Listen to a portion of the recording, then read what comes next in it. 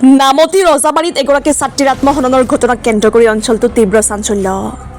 যোৱা 29 আগষ্টৰ দিনা নামতিৰ ৰজাবাৰী গাঁৱৰ এগৰাকী নৱম শ্ৰেণীৰ ছাত্ৰী শুৱনি কোঠাতেই নিশাই বাছি লৈছিল আত্মহননৰ পথ।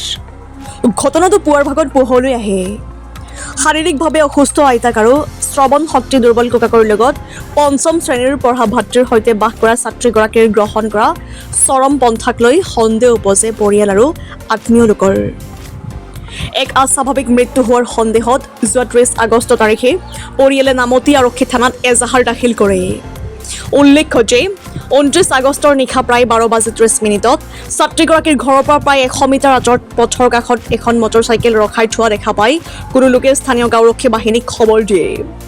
গাঁওৰক্ষী বাহিনী বিষয়ববীয়াসহ সদস্যসকল নিশাই ঘটনাস্থলীত উপস্থিত হয়।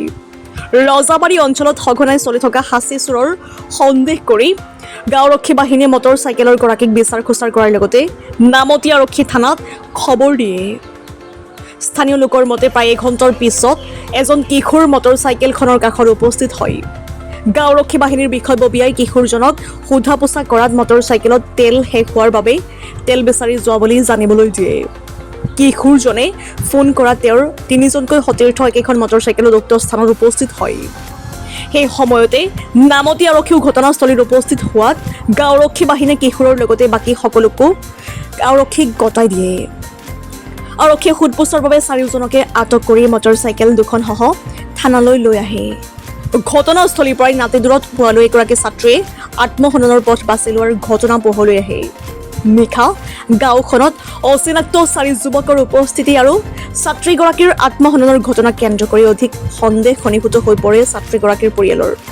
অৱশেষত নামতি আৰক্ষী থানাৰ ভাৰপ্ৰাপ্ত আৰক্ষী বিষয়াই ঘটনাৰ খৰতকীয়া তদন্ত কৰি সোধা পোছাৰ বাবে আটক কৰা 4জন কিশোৰৰ বৰাখোৱাৰ বুলি নিজকে চিনাকি দিয়া এজন কিশোৰৰ স্বীকাৰোক্তিৰ ভিত্তিত আৰক্ষীয়ে নিজৰ জিম্মাত লৈ 13-25 নম্বৰত গোচৰ ৰুজু কৰি জুভেনাইল হোমলৈ প্ৰেৰণ কৰিছে। এই ঘটনা প্ৰেমজনিত কাৰণত সংঘটিত হোৱা বুলি জানিব পৰা গৈছে। নাজিৰাৰ পৰা হাফিজ আলীৰ ৰিপৰ্ট, ডিজিটেল আছাম লাইভ। ৰাতি মোক ঠিক আমাৰ গাঁৱৰ ল'ৰাজনে মোক ফোন কৰিলে ৰাতি 11:30 বজাত যে আমুক জেগাডোখৰত মানুহ নাইকিয়া জেগাডোখৰত মটৰচাইকেলখন ৰৈ আছে। সেইমতে মই আমাৰ VDB সদস্যসকলক ফোনাফোনি কৰি জেগালৈ মাতিলোঁ। আহিলে সকলো আহি পেলাই আমি চালোঁ মটৰচাইকেলখন ছাইডত ৰাখি পিনি হেণ্ডেল লক কৰি থৈছে। ইতিমধ্যে ওচৰে পাছৰে আমি খবৰ খাতি কৰিলোঁ যে কাৰোবাৰ ঘৰলৈ আলহী আহিছে নেকি। ইতিমধ্যে কোনো কাৰো ঘৰলৈ আলহী অহা নাই।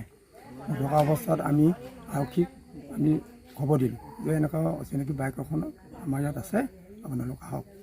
ঠিক আৰক্ষী অহা আগমুহূৰ্তত ঠিক 9 মিনিটমানতে এজন ল'ৰা আহি ওলালেহি। সেই ল'ৰাজন কম বয়সৰ ল'ৰা আছিলে, 10ত পঢ়িছোঁ বুলি কৈছে, বৰাখোৱা বুলি কৈছে, নামটো কি গগৈ বুলি ক'লে। তেখেতে আহি পালে, তেতিয়া তেখেতে ক'লে যে এখন মোৰ বাইক। আমি ক'লোঁ যে তোমাৰ বাইকখন থৈ তুমি ক'লৈ গৈছিলা? ক'লে যে মোৰ তেল নাইকিয়া হ'ল, মই তেল বিচাৰি গৈছিলোঁ। তেনে কথা ক'লে যে মোৰ লগৰকেইজনক মাতিছোঁ, তেখেতলোকো আহিছে। ইতিমধ্যে বিপৰীত দিশৰ পৰা তেখেতলোকক সি মাতি দিয়াত 3জন ল'ৰাও আহি ওলালেহি। তেনেকুৱাতে থানা আহি পালেহি। থানা আহি পোৱা মাত্ৰক আমি থানাক সেই ল'ৰা 4জনে সৈতে মটৰচাইকেল দুখনেদি আমি চমজাই দিলোঁ। থানালৈ গুচি যোৱাৰ পিছত আমি ঘৰলৈ গুচি গ'লোঁ। সেই ৰাতিপুৱা গৈ পেলাই মোক যিগৰাকী ছোৱালীয়ে এতিয়া আত্মহত্যা কৰিলে তেখেতে ককাকে গৈ মোক খবৰ দিলেগৈ। ৰাতিপুৱা গৈ উঠি পিনি আহিলোঁ, আহি পেলাই চালোঁ, আকৌ থানালৈ খবৰ দিছোঁ। এতিয়া এই কেছটোৰ লগত সেই ল'ৰাকেইটা সম্পৰ্ক আছেনে আমি নাজানো, কিন্তু কথা হ'ল কি আমাৰ VDB হিচাপে আমাৰ যিখিনি কৰণীয় আমি থানাত চমজাই দিয়া, থানাত চমজাই দিলোঁ। থানাই তাৰ ল'ৰাকেইজনক কেনেকৈ কি কৰি পিনি সোধপোছ কৰিলে মেলিলে সেইটো থানাই গম পাব, আমি সেইটো অৱগত নাপাওঁ। সি কোৱা মতে সি 10ত পঢ়িছোঁ বুলি কৈছে, মেজেঙা হাই ছেকেণ্ডেৰীত পঢ়োঁ বুলি কৈছে। আৰু বয়সটো ধৰক সেইমতে তাৰ 16 বছৰ 18 বছৰ বয়সৰ ল'ৰা হ'ব বুলি আমি ভাবিছোঁ। তাৰমানে সি কোৱাটোহে কৈছোঁ দেই। সেই ঘটনাটোৰ লগত এই ল'ৰাকেইজন জড়িত আছেনে আমি সেইটো গম নাপাওঁ, কাৰণ যিহেতু সেই মানুহ ঘৰৰ পৰা ওলাই যোৱা আমি দেখা নাই। আৰু ইতিমধ্যে সেই মানুহ ঘৰে ৰাতি আমাক খবৰো দিয়া নাই যে আমাৰ ঘৰৰ পৰা ল'ৰা এটা ওলাই গৈছে বা আমাৰ কোনো সদস্যই দেখা নাই। গতিকে এই কেছটোৰ লগত সেই ল'ৰাকেইজন যে জড়িত আছে বুলি আমি ক'ব নোৱাৰোঁ, নাই বুলি আমি ক'ব নোৱাৰোঁ। আছে আপোনাৰ তেতিয়া সময়টো 12-12:30 বজাত হ'ব। নহয়, তদন্তটো হ'বই লাগিব, কাৰণ এজনী ছোৱালী যদি আত্মহত্যা কৰিছে প্ৰেমজনিতই হওক কিবা কাৰণতে হওক, এইটো হিচাপে আপুনি যিহেতু উপস্থিত আছে, কি ক'ব আছে? বিলাসী থানা নামতি সমিতিৰ অন্তৰ্গত ৰজাবাৰীত এই নৱম শ্ৰেণীৰ ছাত্ৰী প্ৰিন্সি ৰাণী দত্তৰ আত্মহননৰ দৰে চুৱাপন্থা বাছি লোৱা ঘটনাটো এক জঘন্যমূলক ঘটনা, এক ৰহস্যমূলক ঘটনা। কিয়নো এই ঘটনাটো হোৱা যিদিনাখন হৈছিলে সেইদিনাখনে গাঁও সুৰক্ষা বাহিনীয়ে নিশা ঠিক 12:30 বজাত এজন যুৱকক ইয়াত পাইছিলে।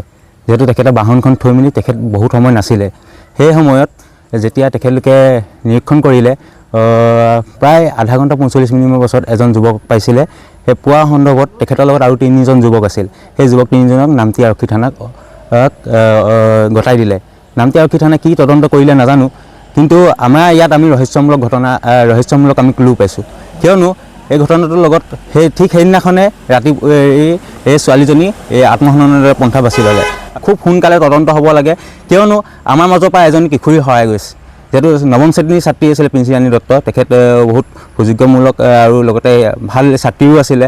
আৰু লগতে সেইদিনাখন যি হৈছিলে সেই কথা আমাৰ গাঁও সুৰক্ষা বাহিনী আপোনালোকক অৱগত কৰিছে।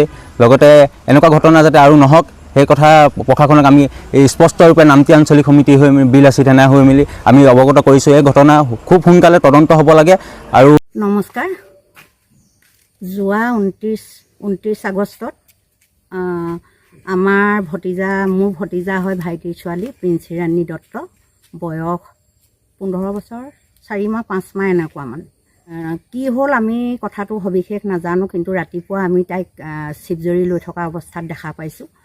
আৰু এই ইমান সৰু ছোৱালীজনীয়ে, যিজনী ছোৱালীয়ে এটা গাঁঠিও দিব নাজানে, সেই ছোৱালীজনীয়ে যে এই কাণ্ডটো কেনেকৈ কৰিলে সেই কথাটোত আমাৰ অকণমান সন্দেহ। মানে কি, হয়তো তাই কাৰোবাৰ প্ৰেছাৰাইজত কৰিছে যদি নিজে যদি কৰিছে, দুটা হেৰিয়াত কৰিব পাৰে। হয়তো ফিজিকেলি হেৰি থাকে, আৰু আমি ভাবিছোঁ যদি নিজে কৰিছে কাৰোবাৰ প্ৰেছাৰাইজত কৰিছে। গতিকেলৈ এই কথাটো আমি সাধাৰণভাৱে ল'ব পৰা নাই। গতিকে যোনে দোষী হয় যাতে দোষী কোনোমতে এই হেৰিটোৰ পৰা অপৰাধ কৰাজন যাতে সাৰি যাব নোৱাৰে। আজি এই ছোৱালীজনী হৈছে আনকাল কেতিয়াবা হয়তো আৰু কোনোবা এজনী কাৰোবাৰ ঘৰৰ হ'ব পাৰে, কাৰোবাৰ ঘৰো এনে ঘটনা হ'ব পাৰে।